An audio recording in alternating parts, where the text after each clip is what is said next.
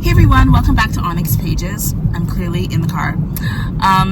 So every so often I reach out to a friend of mine who has his finger on the pulse of all things Black speculative writing. And as I was doing my research for my anticipated reads of 2026, I reached out to him and he gave me a list of authors and books that he thought I might be interested in. And I'm very grateful. That video is not up yet, but it will be. I'm still working on it. But I'm sorry about the camera shake, but we're driving and this is life. This is life. So one of the authors that I learned about is Vincent Tirado. And Vincent Tirado is a non-binary Afro-Dominican writer who I don't think I've ever heard of this person. I'd never heard of this person. And I have a particular interest, as you know, in gender diverse writers who are Black. And so I looked into what they've written, and the synopses of their books just sound so very interesting. So in this video, I am going to tell you about 4 books that I've added to my collection that were written by Vincent Tirado, and I'm going to tell you why I'm very interested in reading them. So I hope that at the end of this video, you will have 4 books that you'll add to your TBR, Sorry Not Sorry, and see you in a few minutes.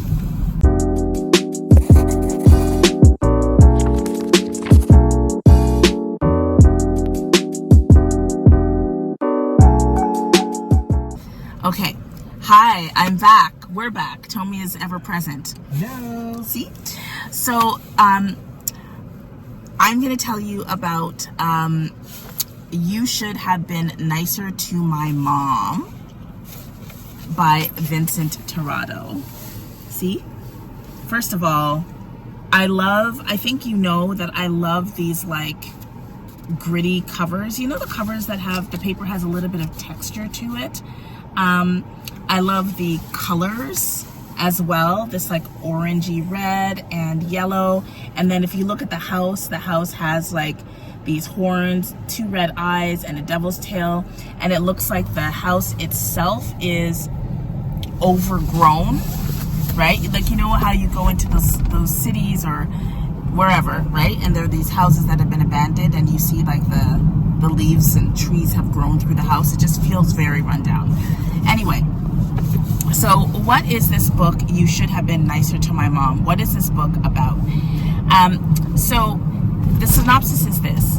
We are reading from the perspective of a girl named Xiomara. And Xiomara is at a house that her family owns because the patriarch of the family has died. And they're reading his will, okay? So the lawyer is there, and all of the family members are there to read this, to listen to the reading of the will in this house, right? This, I guess, this big house that this family owns. And when they read it, they find out that the patriarch has left this message, right?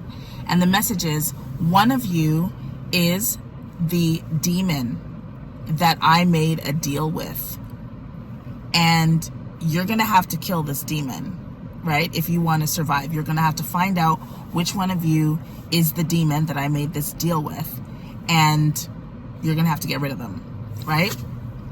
And so everybody, including Xiomara, is kind of like, this is not real, right? This is really weird, right? But then when the lawyer leaves the house, this big storm like erupts, right?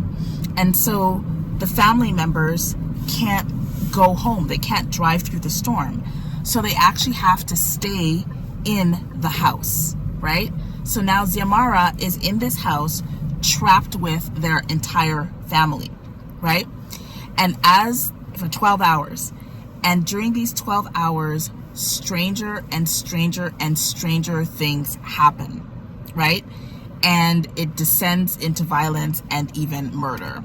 I know I'm talking about this with a big smile on my face, but the reason why as you know, I'm reading more horror, but there's lots of different aspects of this story that I find really interesting. One, that it starts off with a lawyer being involved, and I like any kind of black speculative story that involves like the law in some way.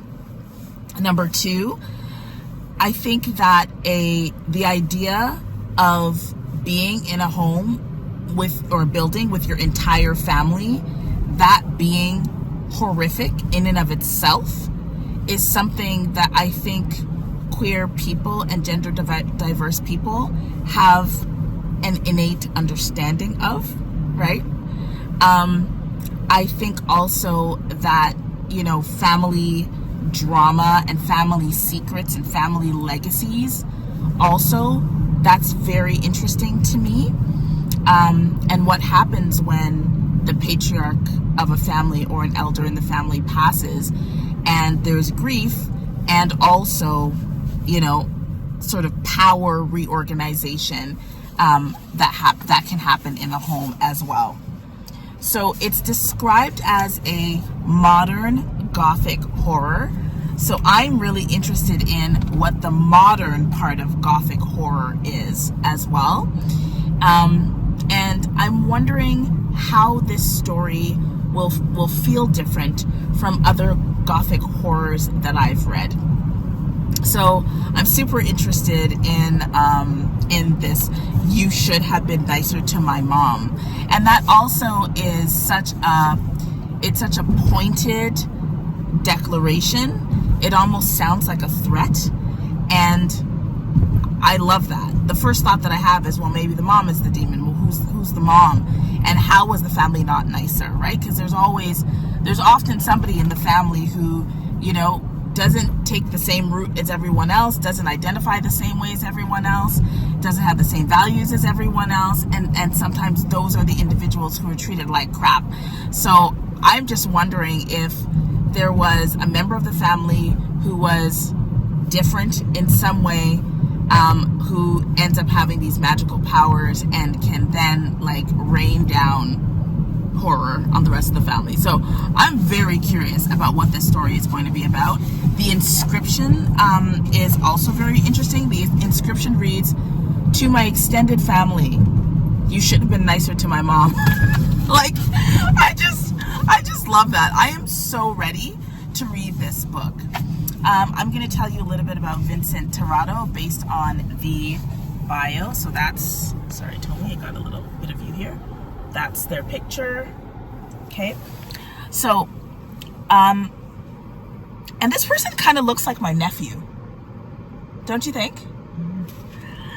Vincent Tirado. So, is a non-binary Afro-Dominican Bronx native. They ventured out to Pennsylvania and Ohio to get their bachelor's degree in biology and master's degree in bioethics. So cool. I wonder if their writing will have elements of that knowledge. Their debut YA novel, Burn Down, Rise Up, was the winner of the Pura Belpré Award and a finalist for the Stoker Award and Lammy Award. Their sophomore YA novel was We Don't Swim Here, and their debut adult novel was We Come to Welcome You. So I am very much looking forward to this. There's a lot of praise in the back for this story and some others that they've written. And one says that this is a book that creeps up on the reader before exploding into violence all at once. So I just feel like the pace of this book is going to be pretty wild, and I'm looking forward to it. So if you're interested in this book, if the synopsis got you interested, make sure that at the end of this video you put something red in the comments. I'll see you when I describe my next book. And now I want to tell you about We Don't Swim Here. We Don't Swim Here, which is interesting, right? Because the title could be We Don't Swim Here. So in this city or in this town, we just don't swim. Or we don't swim here, like this lake, this pool, this whatever. Okay. So there are two main characters, I believe, or one main character and then one almost main character. And so it's Bronwyn and their cousin Anais. Okay. So Anais lives in this little town called Hillwoods, and their cousin Bronwyn is visiting Hillwoods, right?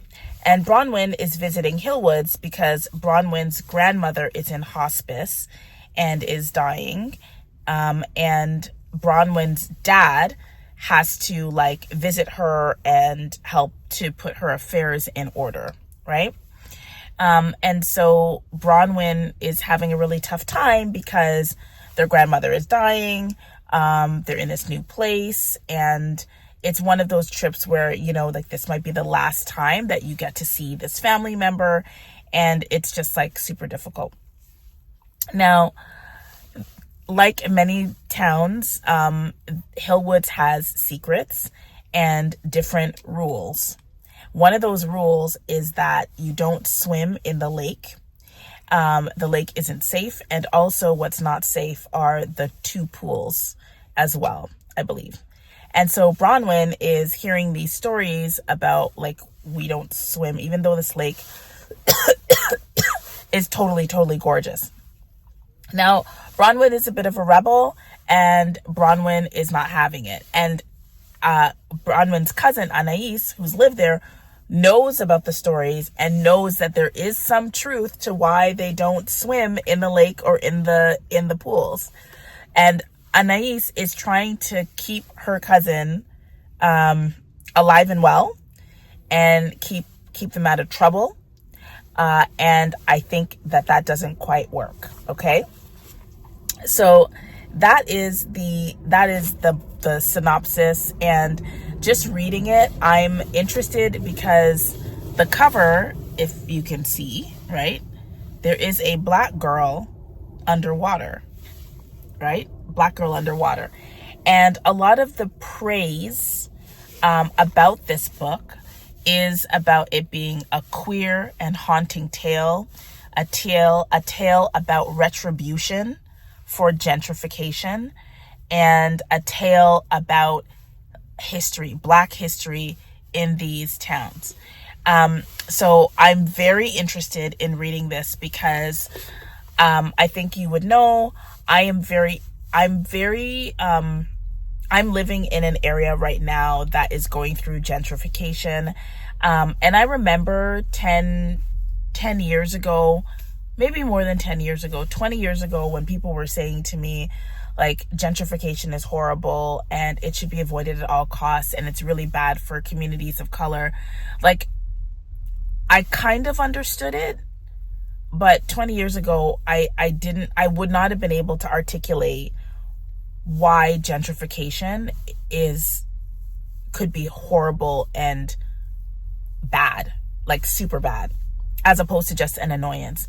So for those of you who are not familiar with what gentrification is, the term gentrification refers to it's a social and economic and political process where you have the displacement of communities that have been in a location for a very long time by usually white middle upper class communities. Not always, but that's typically what it looks like in Canada, and I would say North America.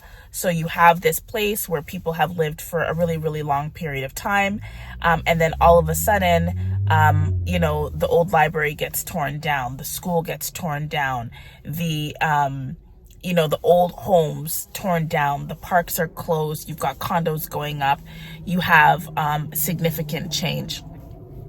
And usually when that happens, the result is that corner stores that used to be cheaper, or like libraries or places where people would gather for free, open spaces or community-based spaces, they just can't gather there anymore. And usually what happens is that the people who move in start treating the place as though it's theirs, because oftentimes it's marketed to them like, come to this new community. Usually there's a renaming of the community, and then the people who built the community, the people who lived there, are now considered nuisances or even worse, threats to the community. And so they can no longer sit on benches, or you start seeing like the introduction of, what do they call it? Not invasive architecture, hostile architecture. So instead of having like a bench that has no division, like dividers on the bench, you now have benches with these dividers so that a person can't lie down sideways. You can only sit with your back up, right? Or places where people used to stand or hang out and talk, it's now called loitering. And there are like spikes or just trees or different things that are placed in locations to sort of make it difficult to gather or to congregate. And so usually gentrification has a racial element to it, a class element to it, and other things as well, right? Painting over murals, renaming, removing, replacing, right? And I remember when I was growing up, my dad in particular used to use the term the gentry, and I didn't know what that was. He would use it kind of sarcastically, and now I realize that the gentry are the people who are the replacers, right? They are the gentry. They are the ones who come in and are just like, this is now our place. This is now our city. This is now our neighborhood, and they're usually quite obnoxious.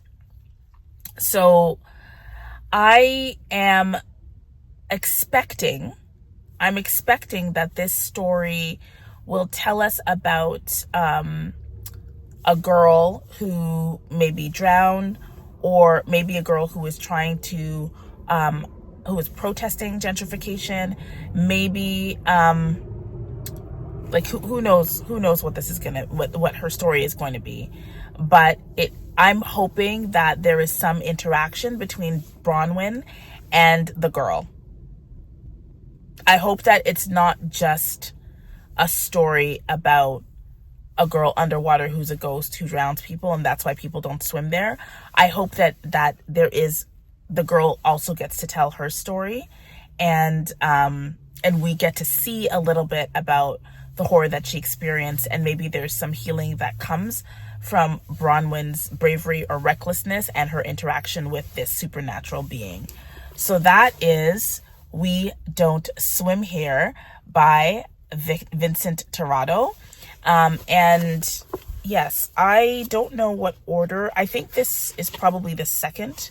It's probably the second book that they've come out with, because in the inscription, in the list of other books written by Vincent, the only other one referenced is Burn Down, Rise Up. So maybe at the end, I'll just list their books in order. Okay, so that is We Don't Swim Here by Vincent Tirado. If you're interested in this book and you're curious about it, I would love a green emoji in the comments, or something to do with water. Okay? It's looking like all the videos that are making this like cumulative video are going to be recorded in a vehicle. So I want to tell you about the next book that I have in my Vincent Tirado list, and that is We Came to Welcome You. And so this is a tale of suburban horror, and in it we're following Saul.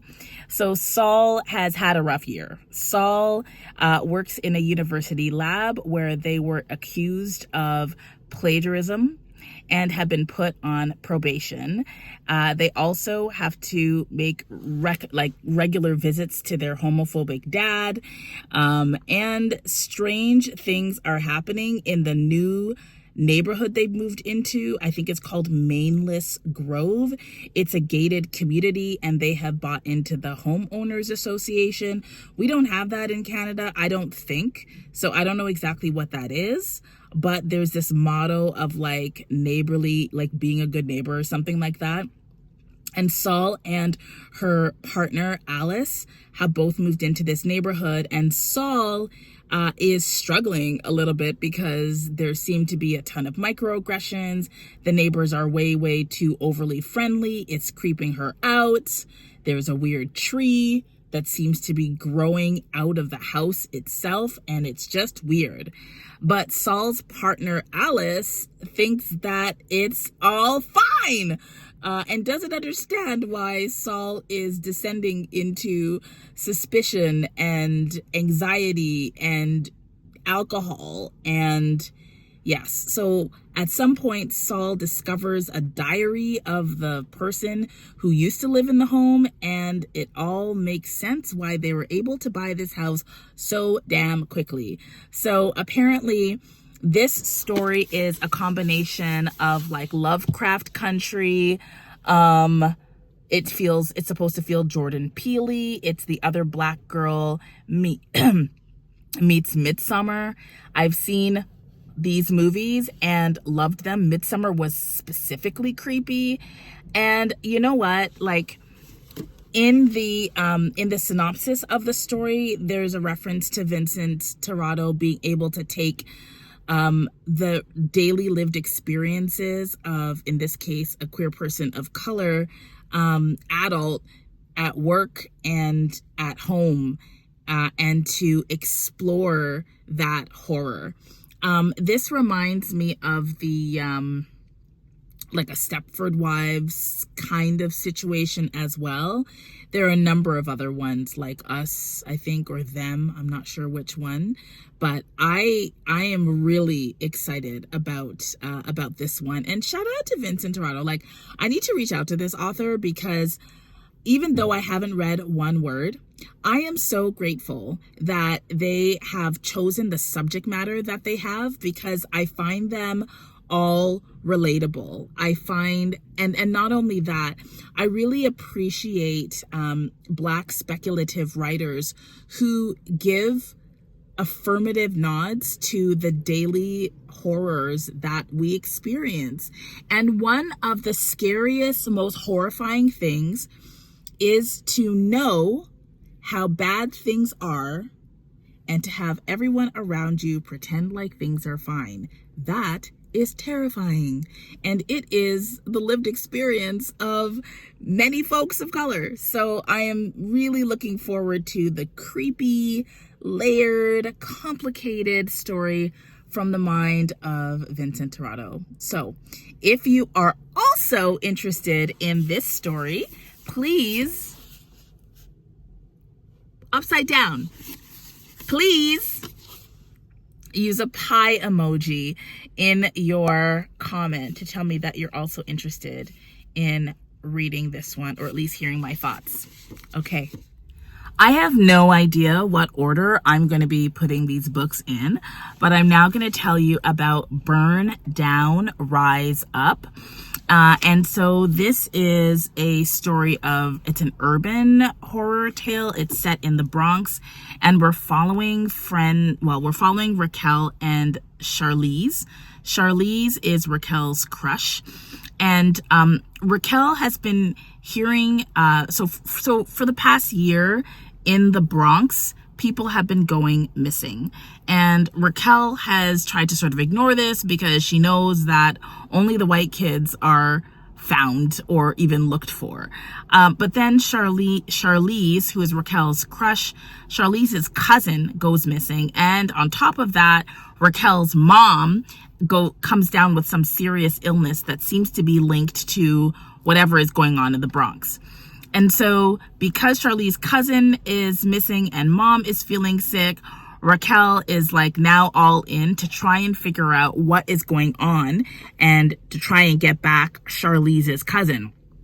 And so as the two pair up to figure out what this mystery is and to solve it, they get in touch with, or they have to contend with, this urban legend about the Bronx. There's an urban legend called the Echo Game.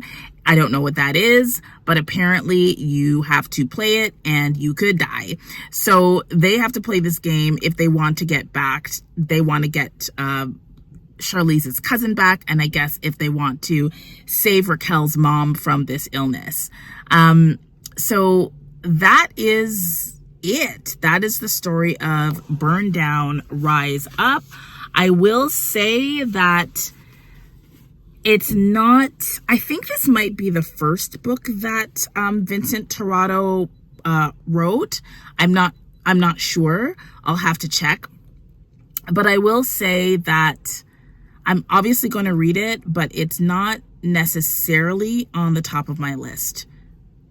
So let me tell you what my list is. From what I can remember, I definitely think that the We Came to Welcome You is definitely up there on the list. And also, what is the other one? We Came to Welcome You and I forget the name of the other one. But we have We Don't Swim Here, We Came to Welcome You, Burn Down, Rise Up. Oh, You Should Have Been Kinder to My Mother, or Nicer to My Mother. So the ones that I'm most interested in are, and I think this is the order that I'm most interested in right now. We've got, I think You Should Have Been Nicer to My Mother is probably number 1. Number 2 is We Came to Welcome You. Number 3 is We Don't Swim Here. And then number 4 is Burn Down, Rise Up. If you are interested in this story, interested in me reading this story, you could maybe a flame emoji or a fire emoji for Burn Down, Rise Up, or a subway if there's a subway or train emoji. So maybe what you can do is tell me what order you're interested in me reading these books by ordering your emojis accordingly. Okay, that is it. I hope that you have enjoyed this introduction to Vincent Torrado's writing. I'm super interested. I hope I like these books because I definitely like the premises, and I love reading from gender diverse authors, and this is a new to me author, and I can't tell you how excited I am to get into this work.